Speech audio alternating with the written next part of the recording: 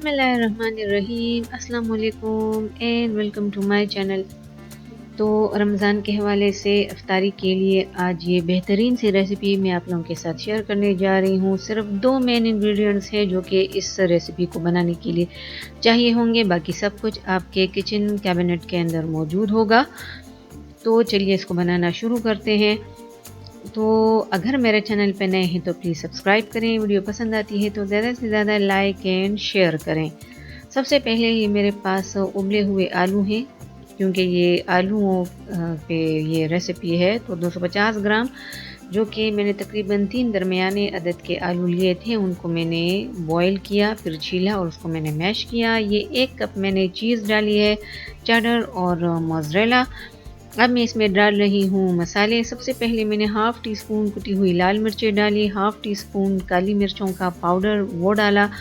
ये कुटी हुई लाल मिर्ची आप लोग टू टेस्ट डालोगे। ये हाफ़ टी स्पून मैंने साबुत ज़ीरा डाला, और ये मेरे पास प्याज का पाउडर है, हाफ़ टी स्पून मैंने वो डाला।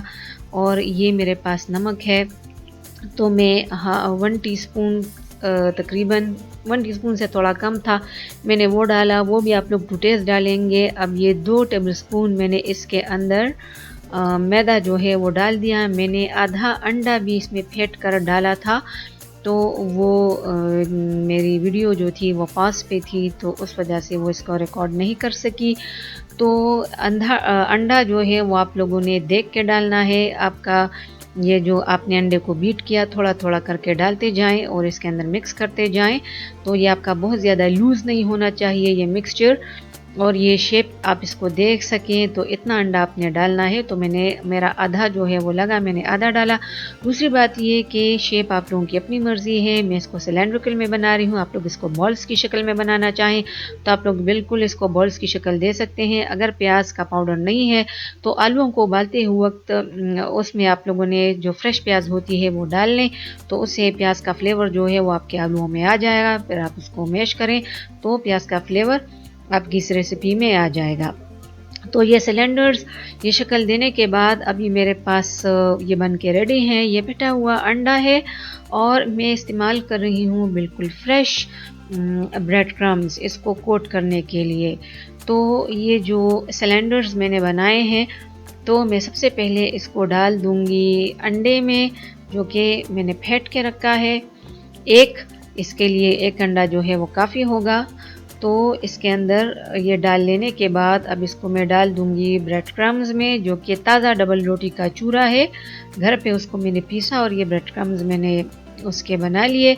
इसके अंदर कोट करूंगी, और जब ये सारे रेडी हो जाएंगे तो इसको मैंने फिर फ्राई करने के लिए डालना है बिल्कुल गरम ऑयल में।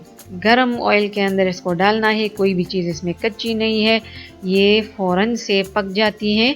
तो गरम गरम तेल के अंदर आपने इसके अंदर ये डालना है। मैं कुछ फ्राई करके निकाल चुकी हूँ, और ये कुछ जो हैं वो मैंने डाल दिए। मैं इसको भी फ्राई करके निकाल दूंगी। जब इसके ऊपर खूबसूरत सा गोल्डन कलर जो है वो आ जाएगा, गोल्डन कलर के आने के बाद आपने इसको फ़ौरन से निकालना है। हल्का गोल्डन कलर इसके ऊपर आएगा, डार्क कलर का इंतज़ार जो है वो हम लोग नहीं करेंगे, क्योंकि इसके अंदर चीज़ है, और ज़्यादा और फ्राइंग से वो जो चीज़ है वो मेल्ट होके बाहर को निकलेगी। तो आपने उससे पहले इसको निकाल देना है, ताकि आपके ये जो पोटैटो के ये जो स्नैक्स हैं ये ठीक से फ्राई होके आप लोगों के पास निकल आएँ।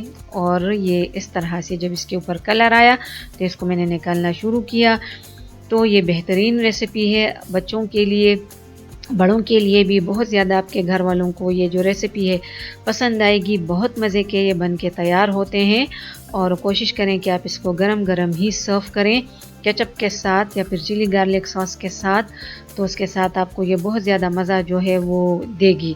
आप लोग अगर चाहें तो इसके अंदर चिकन भी डाल सकते हैं, मैंने नहीं डाली, मैंने सिंपल आलूओं के साथ इसको बना लिया। ये देखें, इसको मैंने थोड़ा ज़्यादा फ्राई किया तो चीज़ जो है उसने निकलना शुरू किया। तो इस तरह से ये सारे बन के तैयार हो गए।